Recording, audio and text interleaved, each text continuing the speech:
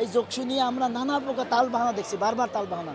আপনারা জেনেছেন যে একবার ওই ভূমিকম্পের কথা বেরিয়ে যোগসুর ডেট 15 দিন পিছিয়েছে, আর একবার হচ্ছে 10 দিন পিছিয়েছে। শুধুমাত্র একটা দলের প্রচারণায়, একটা দলের মন মানসিকতা, একটা দলকে একটু প্রিফার দিতে মূলত এই কাজগুলো করা হয়েছে।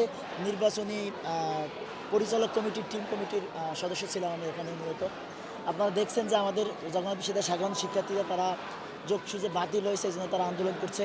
মূলত আজকের যে ব্যাপারটা হয়েছে আর কি, আজকের ব্যাপারটা ছিল একটা জাতীয় একটা ব্যাপার হয়েছে। আজকে যিনি মারা গিয়েছেন আমাদের বাংলাদেশের সাবেক 3 বারের প্রধানমন্ত্রী বেগম খালেদা জিয়া, তিনি মারা যায় আমরা সকলেই শোকাহত। কিন্তু জগন্নাথ বিশ্ববিদ্যালয়ের স্টুডেন্টদের কাছে এই শোকটা হতে পারতো শক্তি, কিন্তু এই শোকটা আজকে কোনো কারণে আপনারা যদি বিভিন্ন মানুষের কাছে জিজ্ঞাসা করেন, কোনো কারণে আজকে ক্ষোভে পরিণত হয়েছে হয়তোবা কিছু কিছু শিক্ষার্থীর মুখে আমরা এগুলো শুনতে পাচ্ছি।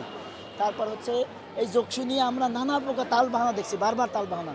আপনারা জেনেছেন যে একবার ওই ভূমিকম্পের কথা বেরিয়ে যোগসুর ডেট 15 দিন পিছিয়েছে, আর একবার হচ্ছে 10 দিন পিছিয়েছে। শুধুমাত্র একটা দলের প্রচারণায়, একটা দলের মন মানসিকতা, একটা দলকে একটু প্রিফার দিতে মূলত এই কাজগুলো করা হয়েছে।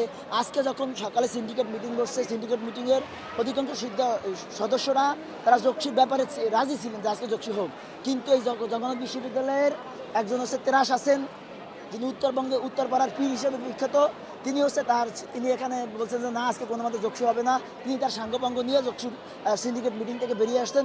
পরবর্তীতে এই সিন্ডিকেট বৈঠক থেকে যোগসু বানচালের একটা সিদ্ধান্ত এসেছে, এবং তারা আজকে যোগসু বন্ধ হলো, তারা তো একটা ডেট বলবে যে আজকে হয়নি, যেহেতু আজকে একটা কারণে জাতীয় শোক আমরা মেনে নিলাম।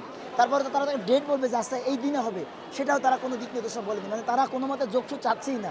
এই যে একটা ব্যাপারটা স্টুডেন্টরা খুব ব্যাপক পরিমাণে ক্ষুব্ধ। আমরাও ব্যাপারটা খুব ভালোভাবে নিতে পারছি না। সাধারণ শিক্ষার্থীদের যে দাবি দেখতেছেন আপনার, সকল সাধারণ শিক্ষার্থীরা কীভাবে আন্দোলন করছে।